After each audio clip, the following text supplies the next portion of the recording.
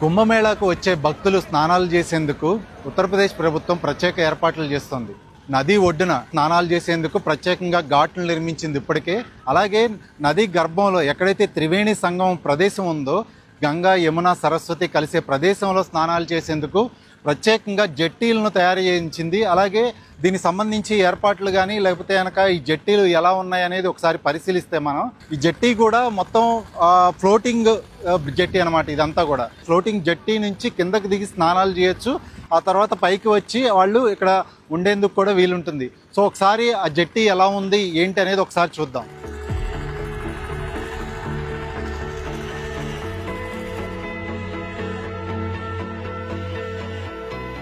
So ఇది మొత్తం కూడా హెచ్డిపివి పాంటూన్స్, అంటే ప్లాస్టిక్ పాంటూన్స్. ఇవన్నీ కూడా ఆ పాంటూన్స్తో తయారు చేసిన జట్టి. ఇదంతా కూడా ఇలాంటివి 12 తయారు చేస్తున్నట్లుగా కూడా నిర్మాణ సంస్థ ఇప్పటికే ప్రకటించింది. ఉత్తరప్రదేశ్ ప్రభుత్వం ఒక నిర్మాణ సంస్థకు ఇది కాంట్రాక్ట్ ఇచ్చింది. ఆ నిర్మాణ సంస్థ ఇవన్నీ తయారు చేసింది. మీరు చూస్తే కనుక 2 లేయర్లలో ఆ పాంటూన్స్ అనేవి కనిపిస్తాయి. ఈ హెచ్డిపివి పాంటూన్స్ అనేవి కనిపిస్తాయి 2 లేయర్లో కూడా.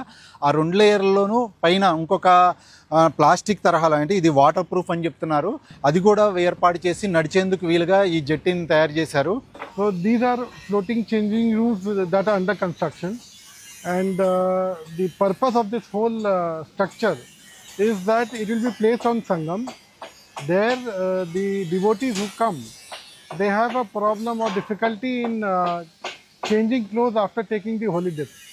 So we are making an effort to provide a solution so that now in this Kumbh Mela, when a devotee comes, he will get down on this jetty, take a dip, come up, change his clothes and go back. So he does not have to hunt for a safe place to change clothes.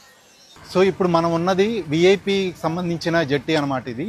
So ఒకసారి ఈ VIP Jatti ఎలా ఉందనేది చూస్తే కనుక ఈ VIP Jatti కూడా దాదాపు మనం చూస్తే చాలా విశాలంగా ఉంది. అలాగే అటు ఇటు నడిచేందుకు వీలుగా, అంటే 2-3 నడిచేందుకు వీలుగా కూడా ఈ అవకాశం ఉంది.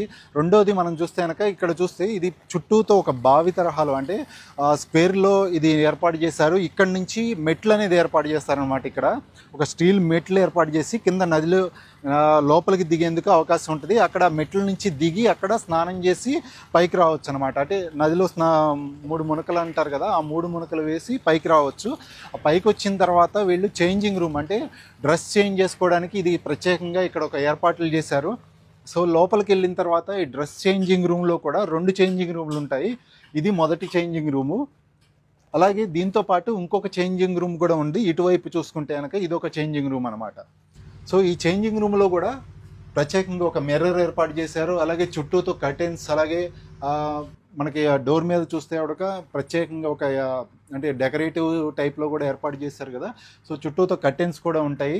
అలాగే ఈ చేంజింగ్ రూమ్ లోపలికి నుంచి బయటకు వచ్చిన తర్వాత, అంటే ముందు వైపు కూడా ఒక హాల్ తరహాలో ఇక్కడ సెటప్ ఉంది. హాల్ తరహాలో కూడా ఇక్కడ 2 సోఫాలు ఏర్పాటు చేశారు. ఇక్కడ విఐపీలు వచ్చినప్పుడు వాళ్ళు ఇక్కడ కూర్చుని సేద తీరేందుకు కానీ, లేకపోతే కనుక బట్టలు మార్చుకున్న తర్వాత, లేకపోతే స్నానం చేసి వచ్చి బట్టలు మార్చుకున్న తర్వాత ఇక్కడ సేద తీరి కొంచెం కాఫీ టీలు తాగేందుకు, లేకపోతే కనుక టిఫిన్ చేసేందుకు, స్నాక్స్ తినేందుకు కూడా ఇక్కడ ఏర్పాట్లు చేసినట్లుగా కూడా చెప్తున్నారు. సో ఇది విఐపీ చేంజింగ్ రూమ్ అనమాట. చుట్టూతో కూడా మనకి కర్టెన్స్ కనిపిస్తాయి. అలాగే ఇవన్నీ కూడా లైట్లు ఏర్పాటు చేశారని చెప్పుకున్నాం కదా. లైట్లతో